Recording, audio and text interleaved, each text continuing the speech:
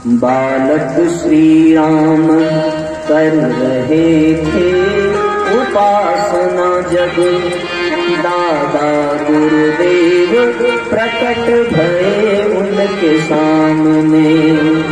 बालक श्री राम जब कर रहे थे उपासना जब, दादा गुरुदेव प्रकट भये उनके सामने। परिचय कराया पूर्व जन्मों के संबंध, स्वयं गुरुदेव लगे उन्हें पहचानने। पाकर अमूल्य निधि भाव विवल होने लगे, गुरु शिष्य आज एक दूसरे के सामने। बनकर कठपुतली डोर सौंप दी तब जीवन की, गुरु के इशारों पर शिष्य लगा नाचने। गुरु के इशारों पर शिष्य लगा नाचने। निर्देश दिया 24 वर्षों की कठोर साधना, अखंड दीपक को यथावत बनाए रखना और फिर इसके साथ साथ स्वतंत्रता संग्राम और युग परिवर्तन में अहम भूमिका निभाना। और एक चौथा निर्देश की बीच बीच में आवश्यकता अनुसार हिमालय आते चल पड़ी वो साधना, बन गया सारा सरंजाम, जुड़ गया दादा गुरुदेव का तेज और ऊर्जा और शक्ति का संचार होने लगा। फिर वो बालक श्री राम देखते देखते वेद मूर्ति तपोनिष्ठ पंडित श्री राम बन गया। हिमालय यात्रा पर बुलाया और गंगा गोमुख से भी ऊपर बहुत आगे, जहां पर सशरीर व्यक्ति जा ही नहीं सकता, वो हिमालय का दिव्य स्थान, जहां पर दिव्य शक्तियां, वो परम ऋषि सत्ताएं जो पूरी दुनिया का संरक्षण करती हैं, उनका निवास है। वो स्थान नंदन वन, जहां पर भगवान परशुराम ने 221 प्रकार के पुष्प लगाए, जहां पर भगीरथ ने हजारों वर्षों तक तप किया और जहां पर साथियों बड़े बड़े ऋषि सत्ताओं की संसद है, वहां नंदन वन में दादा गुरुदेव ने परम पूज्य गुरुदेव को बुलाया। हिमालय की उन कंदराओं में लेकर गए जहां सूक्ष्म शरीरधारी ऋषि सत्ताएं अपना अनुष्ठान, अपना संकल्प पूरा कर रही हैं। वहीं पर सूक्ष्म रूप में भगवान वेदव्यास का दर्शन कराया, ऋषि वशिष्ठ का दर्शन कराया, विश्वामित्र का दर्शन कराया, याज्ञवल्क्य का दर्शन कराया, स्वयं भगवान परशुराम का दर्शन कराया।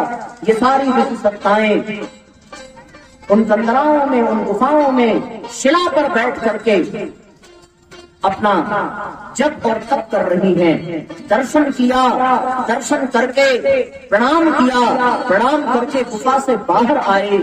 मन में भाव उठा कि गुरुदेव ये समर्थ ऋषि सत्ताएं, फिर इनके चेहरे उदास क्यों हैं, फिर इनके मन में दुख क्यों व्याप्त है, ये चेहरे इनके नैराश्य से परिपूर्ण क्यों हैं। दादा गुरुदेव ने समझाया, वत्स ये निराश इसलिए हैं क्योंकि इनकी परंपराओं को आगे बढ़ाने वाला इनका कोई वंशज नहीं बचा। दुर्भाग्यपूर्ण है ये बात कि उन ऋषियों का कोई वंशज नहीं रहा जो इनकी परंपराओं को दूर दूर तक फैला सकता।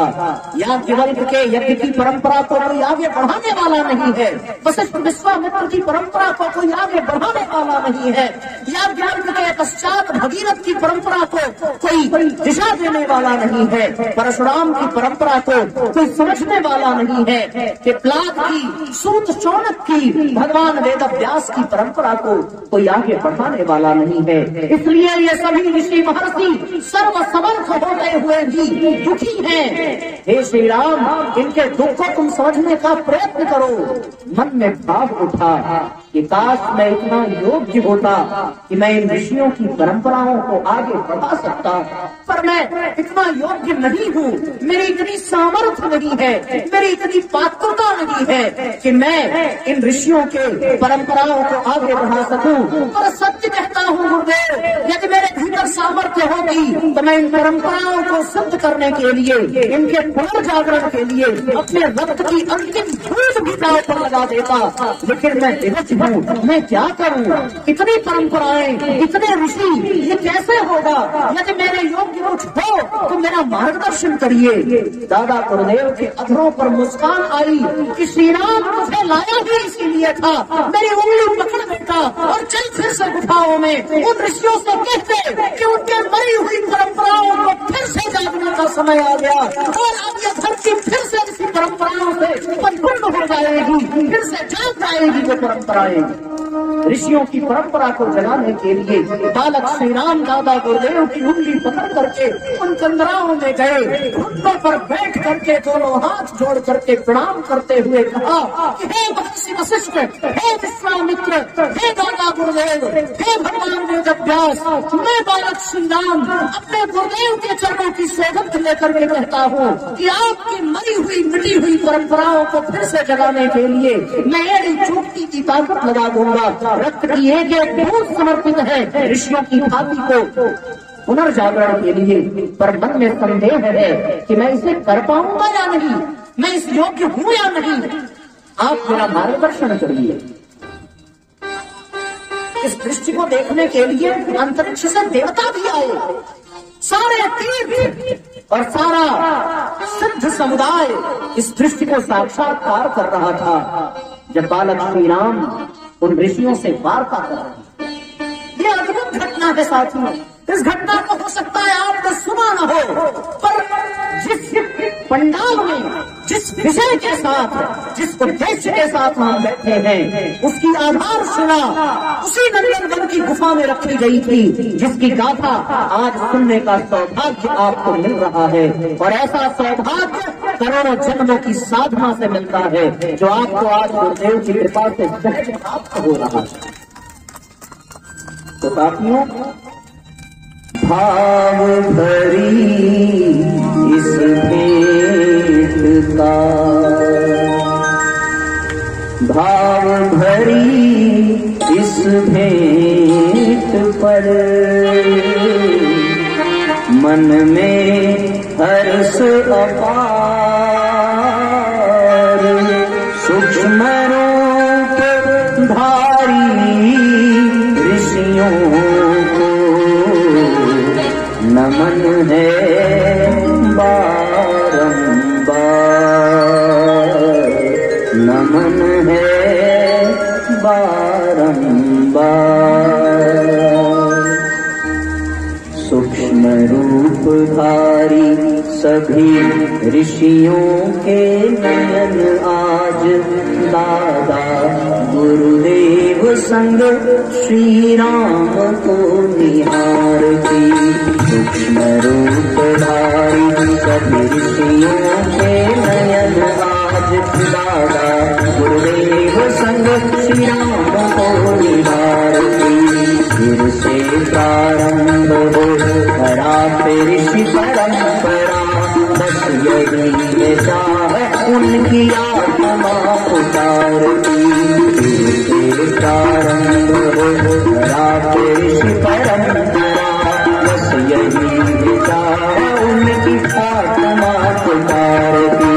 आंख भर आई और निकल हुआ व्याकुल है मानवता, आज चाहूं और है पुकार की। आंख भर आई और निकल हुआ व्याकुल है मानवता, आज चाहूं और है आराधती। सारा कार्य सिद्ध हम करेंगे श्री राम दूत, केवल बन जा ऋषि परंपरा पसारती। केवल बन जा ऋषि परंपरा पसारती, केवल बन जा ऋषि परंपरा पसारती। हे श्री राम, तुम्हें करना कुछ नहीं है, केवल इस परंपरा के सारथी बनते चले जाओ। जैसे भगीरथ आगे आगे गए तो गंगा पीछे पीछे चल पड़ी। तुम्हें तो केवल आगे आगे चलना है। शक्ति हमारी काम करेगी, शक्ति हमारी काम करेगी, योजना दादा गुरुदेव की काम करेगी और पुरुषार्थ तुम्हारा काम करेगा। बस इस दुनिया में फिर से ऋषि परंपरा फैल जाएगी और यह धरती स्वर्ग बन जाएगी। मानव में देवत्व जगेगा, फिर देवता भी मनुष्य बनने के लिए तरसने लगेगा और युग निर्माण योजना फैलेगी और ये दुनिया बदल जाएगी। मनुष्य देवता बने बने यह धरती स्वर्ग समान, यही संकल्प हमारा, यही संकल्प हमारा। मनुष्य देवता बने ऐसा काम ऐसा चाहते हुए स्वर्ग समान, यही संकल्प हमारा, यही विचार क्रांति अभियान इसी को कहते युग निर्माण, यही संकल्प हमारा, यही संकल्प हमारा।